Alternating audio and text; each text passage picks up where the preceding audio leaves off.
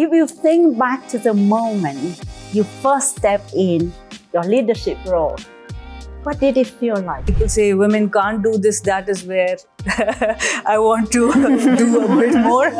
Obviously, it takes time to establish yourself and let others know that you mean business. For me, it really was understanding what my strengths were as a leader, what I had to contribute, but also, frankly, my weaknesses. As I grew into my leadership role, I think it was a lot of overwhelming situations and instances where I had to prove myself.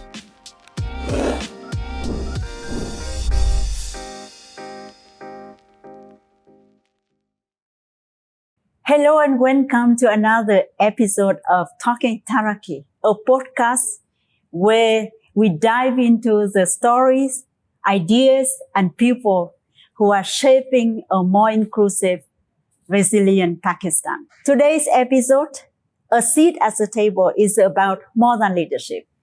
It is about reimagining what leadership really looks like and feels like when women are not just present, but in charge. To ask a question, what does inclusive leadership really look like? And how can we make sure that it is not the exception, but the norm? Let's begin. To talk about this, we have here with us today Aisha Humera Chaudhary, Secretary at the Ministry of Climate Change and Environmental Coordination. Aisha is a career civil servant with 30 years of experience in trade, environment, and policy making. Moir, Development Director at the British High Commission in Pakistan. Jo is a British diplomat with over 20 years of experience shaping development policy worldwide. She currently leads the UK Development Partnership with Pakistan. Moir, former captain, Pakistan women cricket team and ICC Hall of Fame inductee. Sana is a cricketing icon who captained Pakistan to 2 Asian Games gold medals. Samina Ibrahim Siddiqui, Regional Head, Corporate Banking, Saudi Pack Industrial and Agricultural Investment Company. Samina is a banking leader with over 15 years of experience in corporate finance and investment. So I have a question for all of you. If you think back to the moment you first stepped in your leadership role, what did it feel like? Was it something that you embraced immediately? Or did you have to grow into it? So who wants to start first with this first question? Aisha. Okay.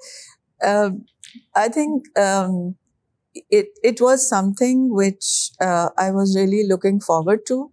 And the role I was playing, even when I was not secretary, I did some initiatives with the support of the, head of the ministries, where they did provide me an opportunity to be a leader.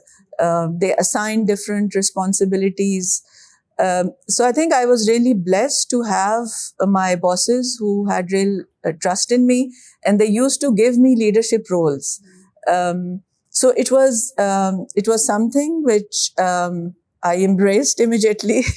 And obviously, it takes time to establish yourself and let others know that you mean business. That takes some time.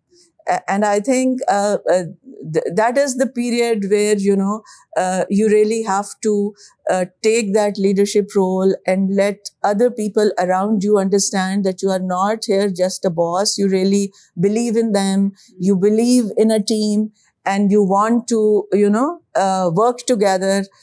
It's not that you want to run very fast. You want everyone to be with you and you want to take the team forward. So I think it takes time to let the people around you understand this, so that, you have a good team. And I think that's what leadership is all about.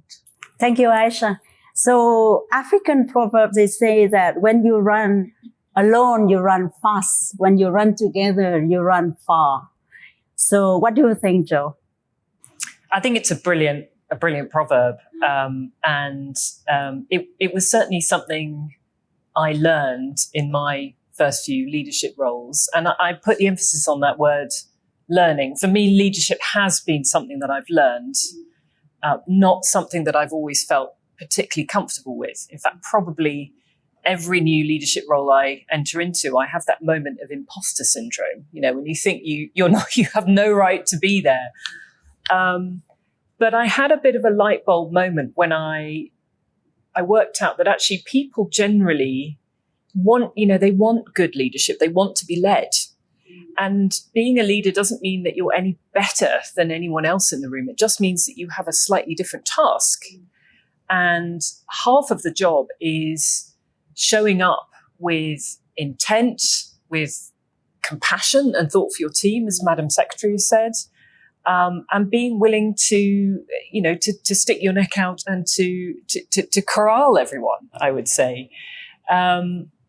So for me, it really was understanding what my strengths were as a leader, what I had to contribute, but also, frankly, my weaknesses. And that enabled me to be a bit more authentic about my leadership, to be clear with people I was leading. Yeah, this is what I'm bringing to the table.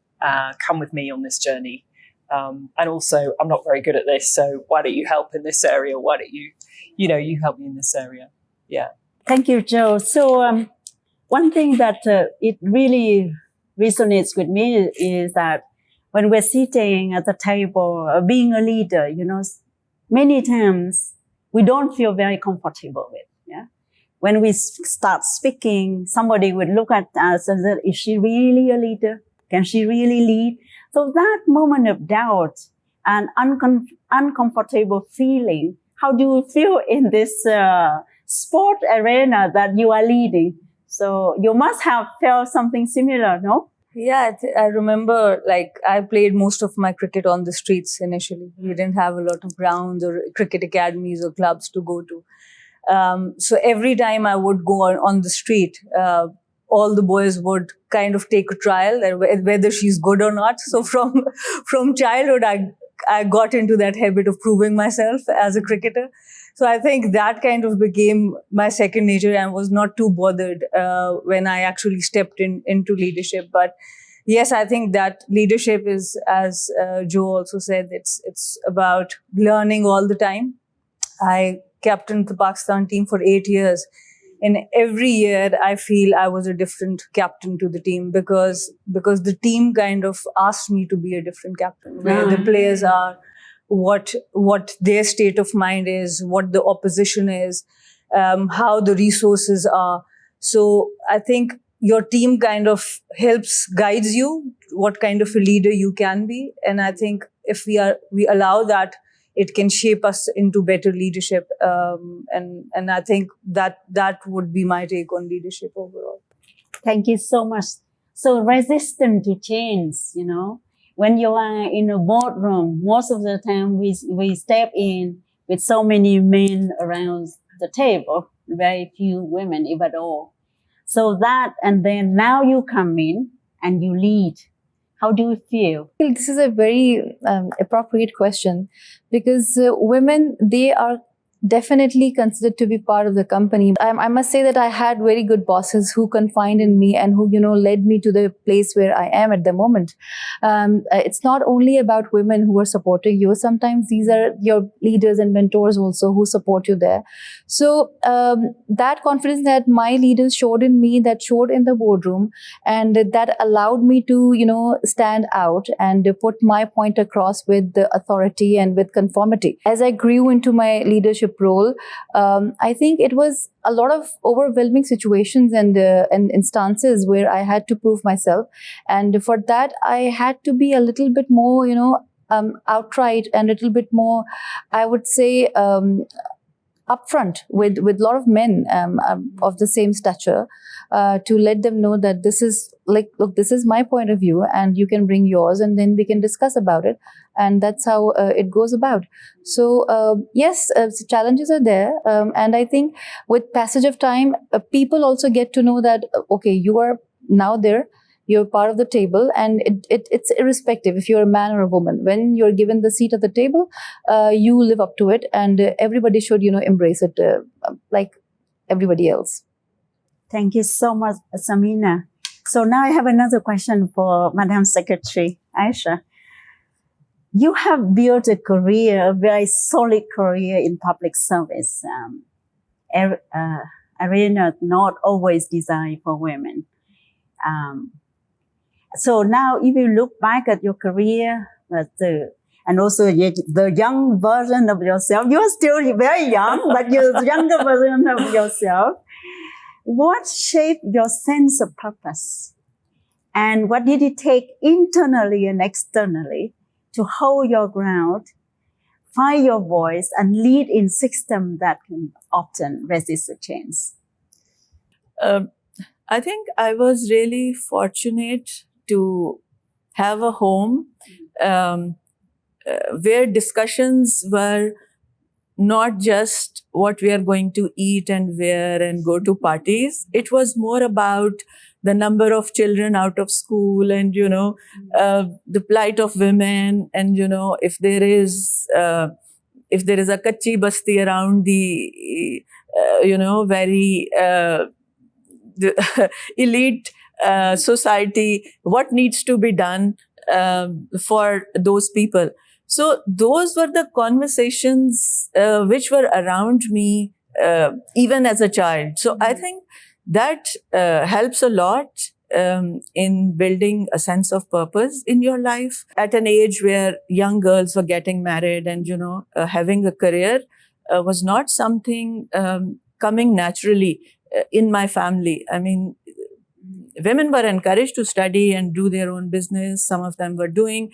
But like in Pakistan, mostly in households, once a girl is educated, done graduation or master's, having a career is not the first priority for the parents.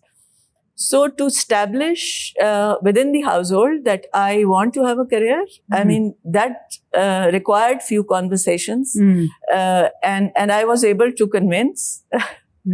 I think that was the first step that, I do want to appear in the civil services exam, and I will marry after having a career. This was my stated position at that, age. So that helped me. And I luckily then, even after marriage, the family was very supportive.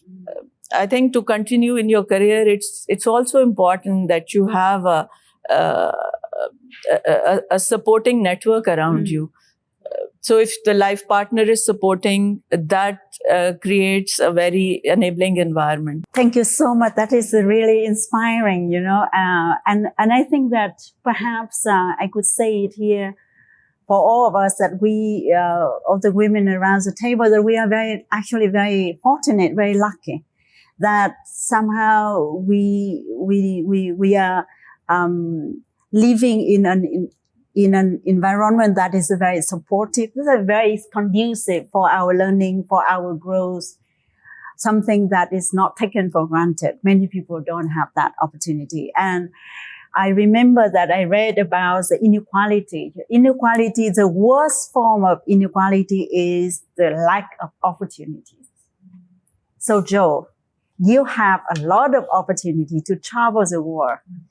You have worked across different countries and sector and political contexts, driving partnership, influencing change. Leadership in development is not linear. It's very different. It changes. It's dynamic.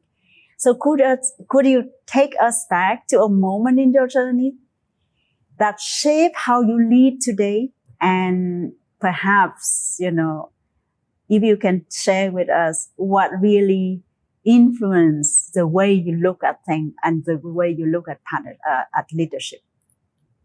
Yeah, thanks. It's a really good question. So I think the example I have is actually quite recent. And it's from Pakistan. It's the floods that we saw here in Pakistan 3 years ago. I mean, just devastating 30 million people affected, a third of the country underwater. And the losses and damages and the needs arising from those floods, running into billions of dollars, like way more than Pakistan could finance, than the international system could finance. And I'd sort of arrived in the country as the development director at the British High Commission. And it was a time when the UK had been cutting its development programs.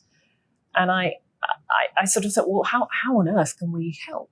What can we do here to partner with Pakistan? The UK and Pakistan, as you know, we have a very close relationship. There are 1.6 million Pakistanis in the UK. So what happens here really matters to the British public. And I thought, well, what can I do to make a difference? But I guess what it caused me to think about was how you can actually start to do development differently. Development isn't always about lots of money. Money is really important for development, right? Whether that's the money Pakistan spends itself, whether that's money coming from the global development community. But actually, sometimes development is as much about sharing expertise and know-how and building partnerships with other sectors, like with business, to try and solve problems. And so I pretty much spent the last 3 years thinking about how can we as the UK best support Pakistan to be able to overcome these development challenges into the future, not through throwing lots of money at the problem, but by building partnerships, sharing expertise, by being in it for the long term as well. I think, we as development partners, we need to be really, really reliable over time. And actually sometimes taking money out of that equation means we can be a more reliable partner because it's not subject to sort of political decisions. Coming towards the end of my posting now, I am thinking about development differently, how we use partnerships beyond money. But it's been a journey for me and my whole team, because when you've been in the development business for years and years and years, as many of us have been, you tend to reach for programmatic solutions. But I think now we need to look at that question differently. Thank you so much. I think that partnership matters to everything we do, right? So you have partnership at home, you have partnership at work, and you have partnership in society. And I do believe there's one thing to share is that FCDO and UNDP have a great partnership. And I'm very happy, very, very happy that we have that, because that trust is important. You need to build trust before you can do anything else. And trust has to be earned, not to grab. So with of course, when we work with Joe, it's not only as a head of FCDO, but as a person, a human being. So, UNDP team is always very fond of Joe, and the partnership that we build between the two institutions it's just growing and growing and growing. And we are very sad that she's leaving us soon, but her legacy stays with us. So talking about very serious business with civil servant, with institution, with government, with diplomats. Now I want to ask Sana about your life, You are born in a country where the role of women is not always appreciated. And you have to drive, you have to fight for this, especially in the area of sport, right? So cricket is something for boys, not really something for girls. You came in, you grab it, you change it, and you have a space for yourself. So that is, you become a role model for many girls, little girls in Balochistan, in KP, in everywhere, that they look up at you. So you have a very big responsibility to actually lead those girls to become somebody like you. So if you look back at your journey from the moment you play on the street to where you are today, what is the turning point that you say that this is what I want and this is what I am going to do? And it's not only for myself, but also for sport in Pakistan and also for all the girls in Pakistan. Share with us your story.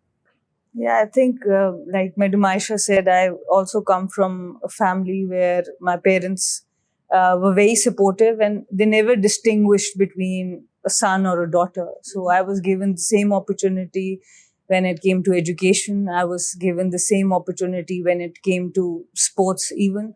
Yes, till a certain age. There was a point after I was not allowed to play on the streets. Like whenever girls turn 14, 15, that happens. But otherwise, my childhood was a very happy one, one where I knew gender didn't play any role till that point when you were turning into your teens. And I think one of our poets, Ilama Muhammad Iqbal, one of his poems, Lappe Aati Hai Dua Ban Ke. It's a beautiful poem, and we would recite it every single day in school. And what's so special about that poem is it talks about how you can make your country proud. It talks about how the child wishes to bring equality and justice in the society, how the child wishes to be a support to the elderly, a voice to the weak, but it is gender neutral. So when I would recite that poem or I would be listening to it every day, those were my wishes. Like as a child, I grew up like I want to do that. My father was in the military, so he would wear a uniform and I was like, okay, something I can do for my country. But cricket I fell in love with. So cricket became a tool for me through which I thought I could achieve all that. And I think then I was very fortunate again when the society, if people say women can't do this, that is where I want to do a bit more. So I think that kind of became a motivational factor for me, that just based on my gender, how can you say I cannot play sport? So I wanted to prove everyone wrong. And then I was grateful enough that I found other women who were willing to do that. And then we made a team out of it. But I think it starts from childhood. And that's why that is so important, your family support. And not all girls did have that support growing up. So that again became a huge motivation to change the perception, to change the thinking of the society through sports. And I was very fortunate that we were able to do that together as a team. We created so many role models. I remember there was one moment in my school annual play, we were on the stage. There were like maybe 10 or 12 boys my age, and they were holding poster of heroes from sports, mostly Pakistan. And they were all male. All the posters were male. And I was the only girl standing there with the poster. And I was like, what am I doing here? Like, and then that kind of also clicked after a few years, that why is there a vacuum in women in sports? We would only see Steffi Graf as an athlete on television. We would see no other. So that also became a motivation that we need to have our own heroes. So. Thank you so much, Sana. So when you think about a supportive environment, and then we earlier you talk about the mentor, good mentor. I think I'm also very, very fortunate that I have in my career life, I have a lot of good mentors, good bosses, and when they went extra mile to help me, I felt so grateful. And I would come to them and say. And then I said, you have done so much for me. I'm so grateful. What can I do for you? And I remember very well, one of my very early bosses, she's a female actually. She's a Dutch diplomat. And she was telling me one thing that I remembered forever. And I pass this on to all of my colleagues, whoever come to talk to me. What she said is that, I don't need you to do anything for me, but do exactly what I do for you with your colleagues. So I carry on that, like very noble kind of gesture that you don't need to return, but you need to build it up. and spread the positivity, the support, because many times all we need is just a little bit push, right? So I could hear exactly, resonate with what you have said. Now I want to ask Aisha, exactly linking it to this. So we know very well that when women, we are strong, they label us as bossy, aggressive, and unreasonable. When men, they have exactly this kind of behavior, they could be assertive, strong, and everything else. So and that's what she was saying. So she knows the situation and she occupies her space. She fights for it, she lists it, and people have to follow her.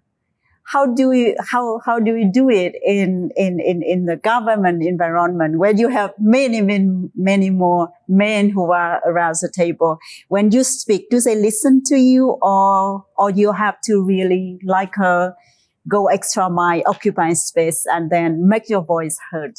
Share with us your experience. I think within the government at such a senior level, there is no gender division. I mean, if you're talking about an issue as a federal secretary, you are heard, irrespective of the fact whether you are a male or a female. It does not matter. What matters is that ministry important enough within the economic scheme of the country. So the challenge is not that I make myself heard. The challenge is climate change on the agenda of everyone? So there you really have the challenge, because, it's cross-sectoral. You have to talk to various ministries. You have to talk to all the provinces. So the challenge is that, the issue is taken seriously. It is integrated in Pakistan's planning processes. And, in the future growth scenario, are we taking care of the climate changes and the global challenges that we are facing?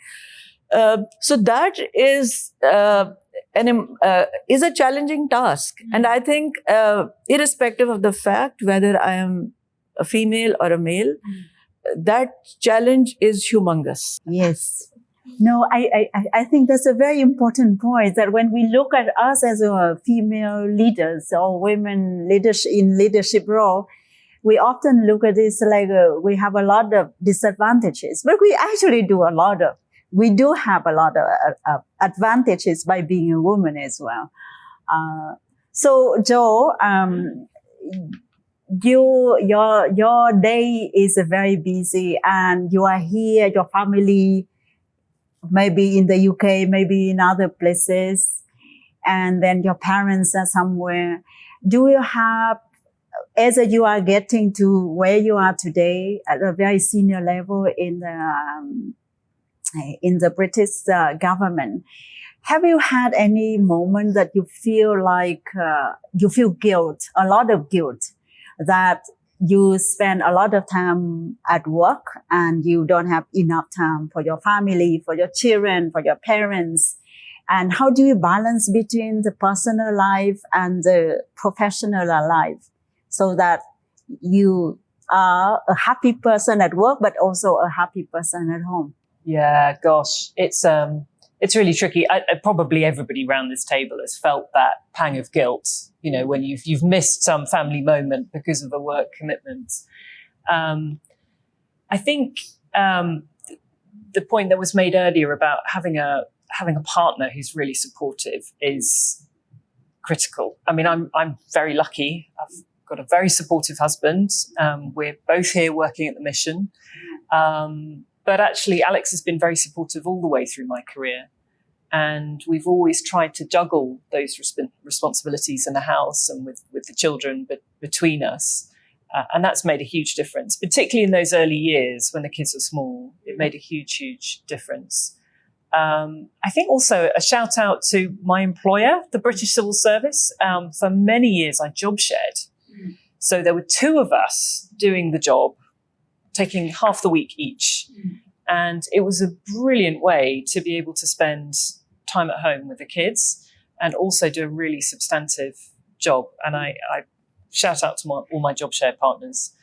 I think it's important, though, that you always give yourself space to put your family first, because at the end of the day, that is the most important thing to any of us, I would say, way beyond work responsibilities. And there will come times when you personally have to put your family first. There will come times when you have to give space to your team to put their family first. You have to give them permission to go and see their mum who's sick or look after that kid or whatever it might be. And I think, often, not exclusively by any means, but I think that's a real gift that you have as a female leader, that sort of sense of empathy. Often, will have been through the same struggles that our colleagues in the workplace have been through when they're trying to balance work and life. And I think it gives others a lot of confidence in their work if they know, yes, I can do my work. I can also take time for my family when I need to. But it's always a juggle. It's always a juggle. Yeah. So my own experience, I have 2 small children. When I move overseas and they follow me, and I always felt so much guilt, leaving them alone at home with the helpers and everything, and everyone else.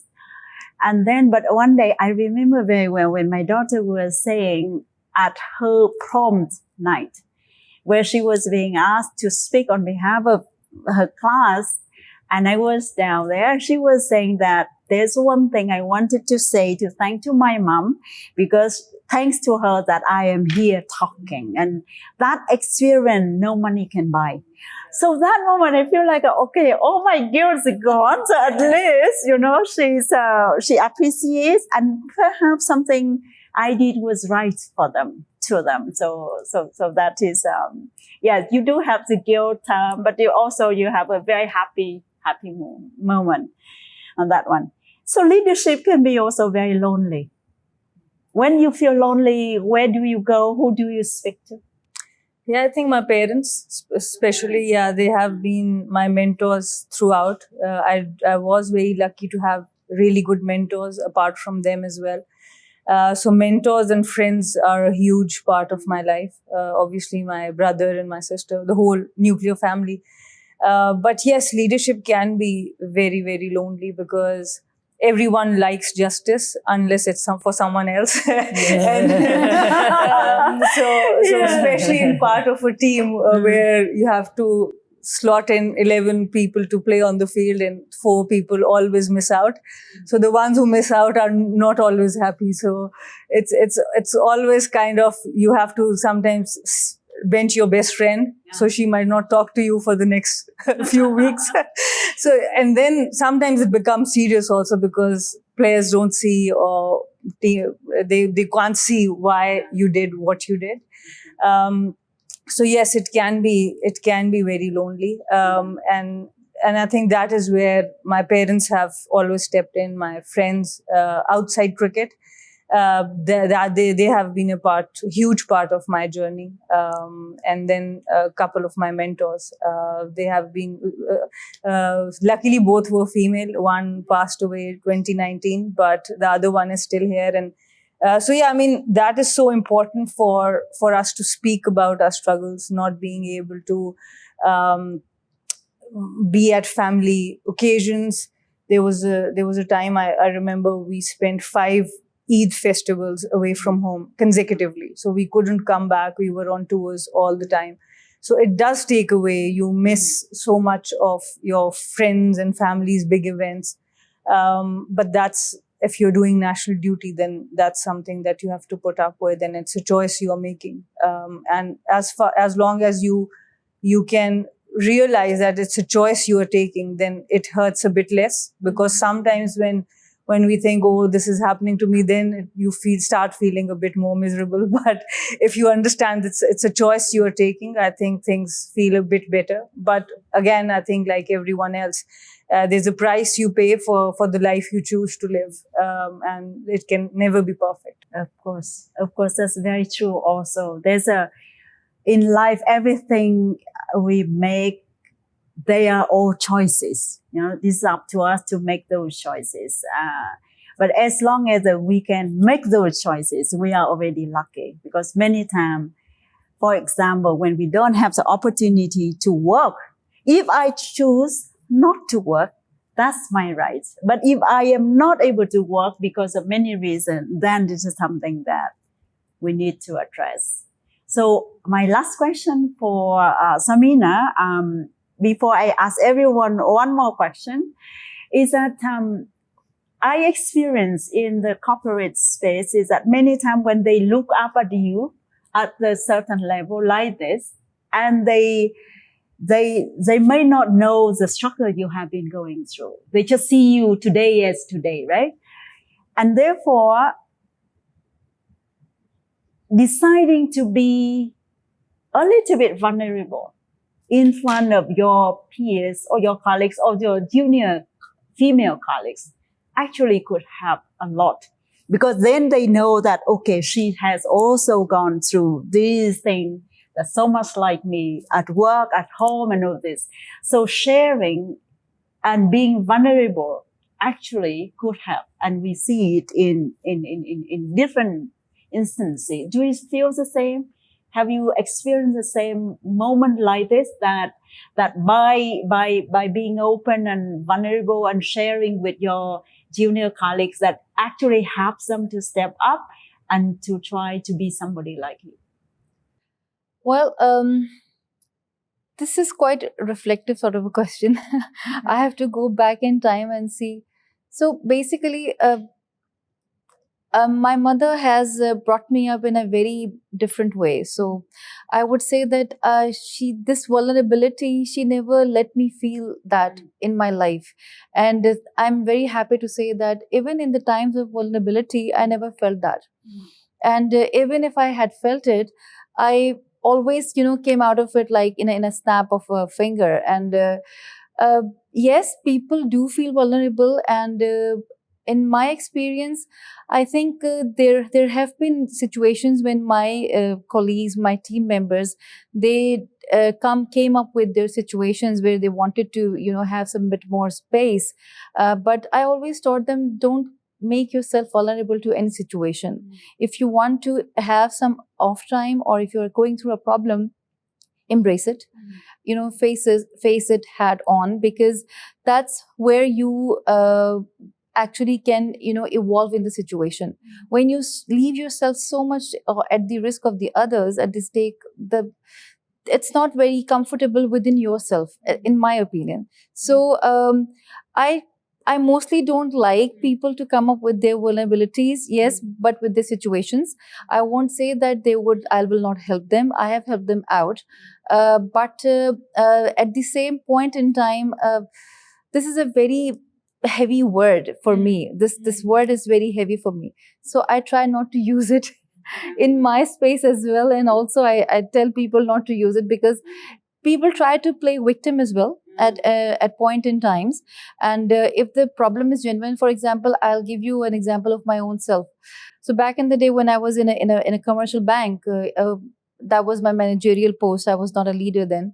I went to my boss and I told him that my mother is not feeling well and I have to take a time off, and I have to travel to US. I'll go quickly and I come back. I just have to drop her there, and I'll come back in a week's time.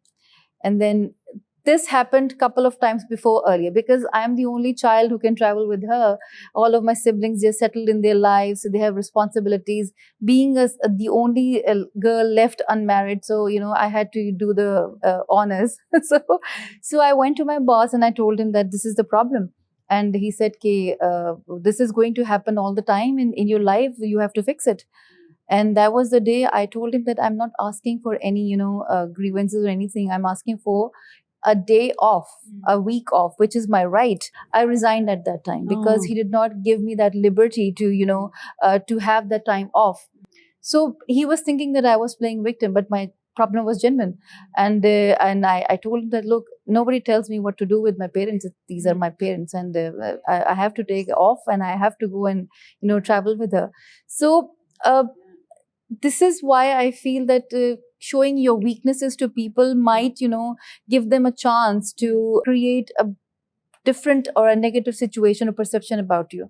So if there's a problem, I'm very happy to share my experiences with them, and I've shared this story with all of the people that please don't come with a negative mindset. Come up with a positive thing, and then you'll get through it. Okay, so now my last question for all panel members. We know that the podcast will be listened to by many we hope young women, young girls. So if there's one message that you would like to give to a young girl in KP or in GB or in Balochistan, what would it be? Aisha. Always have faith in yourself, follow your passion, and believe in yourself. You can achieve anything. Thank you so much, Aisha. Joe? So I was going to say what Madam Secretary said, because I think self-belief plays a big part of it. But I think all of us have mentioned kind of sponsors and, mentors, and having somebody who's got your back, who's been through something similar to what you're planning to do, makes a huge difference, I think, particularly if you're feeling a bit underconfident. Having somebody who can say, no, I see potential in you. And, you can grow in this area. You need to think about this, maybe take this direction. That is so, so important. So if you can find a sponsor, find a mentor. Brilliant. Samina? I think I'm just going to combine these points because that's exactly what I believe. Like, believing in yourself is the biggest asset that can take you through anything. And that comes with taking decision, making mistakes, being successful. All that is part of the journey. And the second thing, I think networking, that I also got to learn very late in my career. But I do feel whether you call it networking or mentorship relationship is extremely, extremely important. In Pakistan, I think we have all talked about our families and how important they are. And even out of your family, it doesn't have to be a blood relationship, but if you find someone you can connect to, who can understand you, or who have gone through the journey, I think it helps you so much to pace your career better, not to make the same mistakes.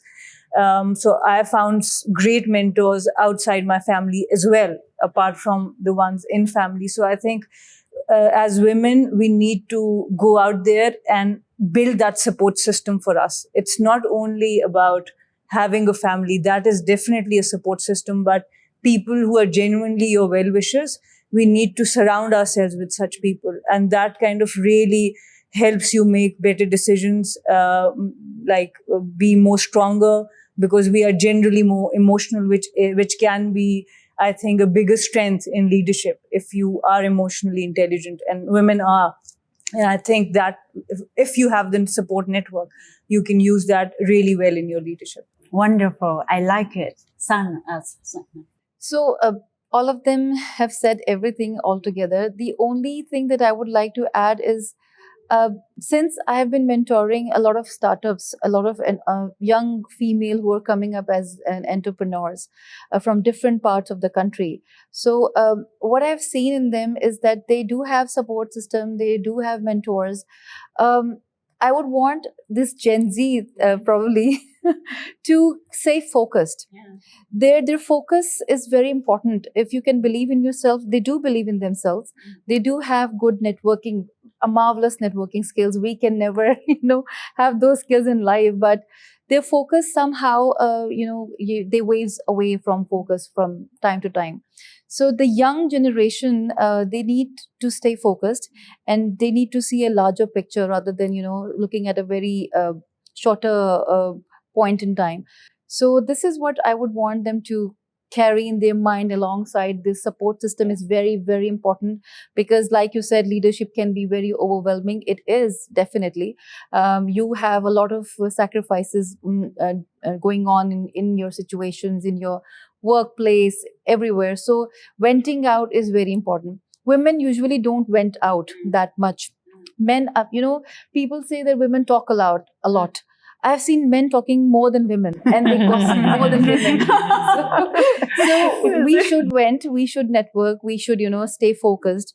And that's all. I think that's a long way to go with all these things. So with this, thank you so much, everyone, for a wonderful conversation today. And I think that this is the first of the many, and we hope that we will be able to have another conversation on another topic that matters to all women here.